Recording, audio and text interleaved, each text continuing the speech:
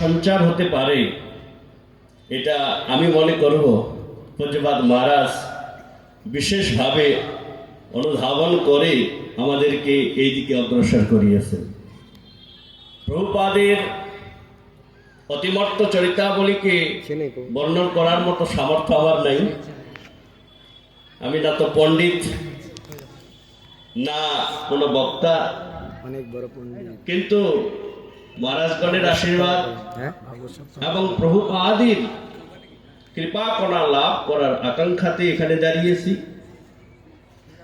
প্রভুপাদ কে আমরা কি বলে সম্বোধন করব, এটা আমাদের পক্ষে বলা সম্ভব নয়।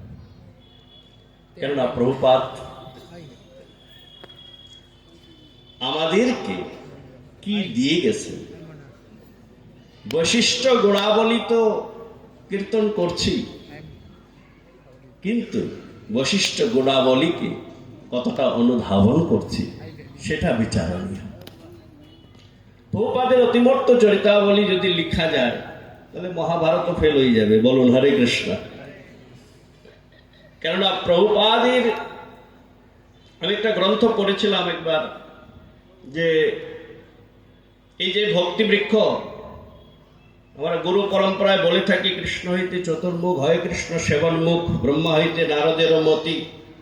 তাহলে ভক্তি বৃক্ষের স্থাপনা স্বয়ং ভগবান করেছিলেন, কিন্তু সেই ভক্তি বৃক্ষে স্থাপনার সাথে সাথে বৃক্ষ বড় হতে হতে যতক্ষণ পর্যন্ত ফুল না ফুটছে, যতক্ষণ পর্যন্ত সেই ফুলের সৌরভ বিকশিত হয়ে চতুর্দিকে না ছড়াচ্ছে, ততক্ষণ যেমন সেই বৃক্ষটার মহিমা বা বৃক্ষের ফুলের সৌরভে অলিগড় আকর্ষিত হয় না, ঠিক তেমনি ভগবান ভক্তি বৃক্ষকে স্থাপনা করেছেন ঠিকই, কিন্তু এই বৃক্ষ বড় হতে হতে প্রভুপাদ পর্যন্ত লেগে গেছে। আর প্রভুপাদ রূপে এই ভক্তি বৃক্ষের প্রস্ফুটিত ফুল যখন সারা বিশ্বেতে মহাপ্রভুর বাণীকে প্রচার করেছেন, পৃথিবীতে আছে যত নগরাদি গ্রাম সর্বত্র প্রচার হইবে মোর নাম, এই যে মহাপ্রভুর দিব্য বাণী, যেই দিব্য বাণীকে সাকার করার জন্য শিল প্রভুপাদ তার আজীবন এই প্রভুপাদের বাণীকেই তিনি প্রচার করে গেছেন। শুধু প্রচার করেননি, শিল কবিরাজ গোস্বামীপাদ চৈতন্য চরিতামৃতের প্রথম অধ্যায়েতেই উল্লেখ করেছেন, আচার প্রচার নামের করহ দুই কার্য, তুমি সর্বগুরু তুমি জগতের আর্য। আচার না করলে প্রচার করা যায় না, আচার মুখী প্রচার হওয়া প্রয়োজন। আচার করেন কেহ, না করেন প্রচার, প্রচার করেন কেহ, না করেন আচার, এ অনেক ভেদ দেখা যায়।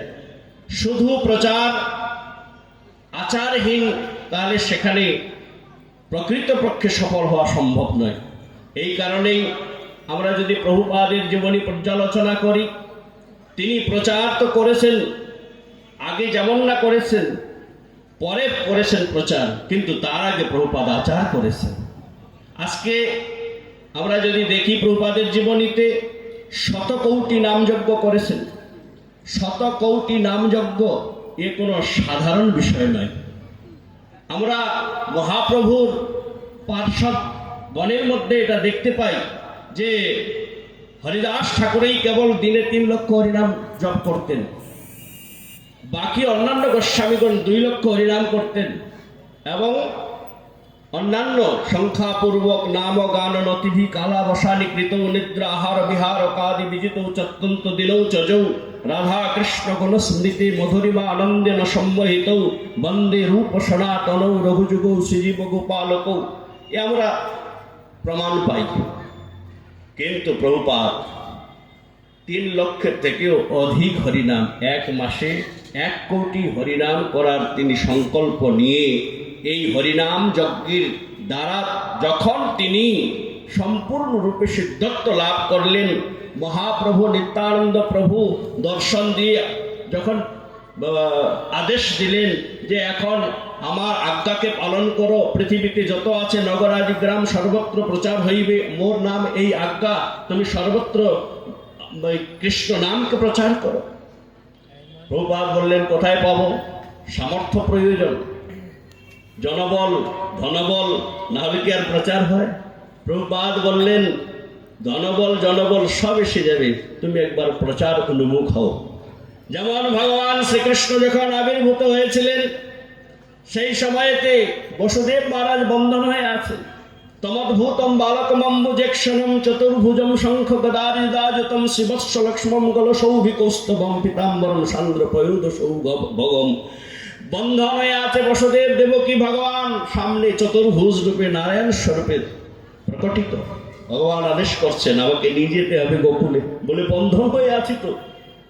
ভগবান বললেন একবার আমাকে নেয়ার প্রয়াস করো, বন্ধন আপনি আপ খুলে যাবে। ঠিক তেমনি মহাপ্রভু আদেশ করলেন একবার আমার কথা প্রচার করার সংকল্প নাও। ধনবল জনবল থেকে শুরু করে প্রচার তো মহাপ্রভুর প্রচার মহাপ্রভুই করবেন, কিন্তু যাকে দিয়ে করাবেন তিনি হলেন প্রভুপাদ, তিনি হলেন জগৎগুরু। সাক্ষাৎ প্রভুপাদের অষ্টকে আমরা কীর্তন করি সকলেই, কৃপয়া হরি কীর্তন মূর্তিধরম। মহাপ্রভুর তৃতীয় শিক্ষাষ্টকের শ্লোকে দেখতে পাই কীর্তনীয় সদাহরি। সেই কীর্তনীয় সদাহরি কীর্তন কোথা থেকে আসবে? বলে কৃপয়া হরি কীর্তন মূর্তিধরম। হরি কীর্তনেই সাক্ষাৎ মূর্তির স্বরূপে যখন প্রকট হয়েছেন, তখন সেই হরিশ কীর্তনেই সাক্ষাৎ প্রকটিত মূর্তি সাক্ষাৎ ছিল প্রভুপাদ। এই জন্যই প্রভুপাদ শুদ্ধ হরিনাম করার আদেশ দিয়েছেন। শুদ্ধ হরিনাম করতে হবে আমাদেরকে।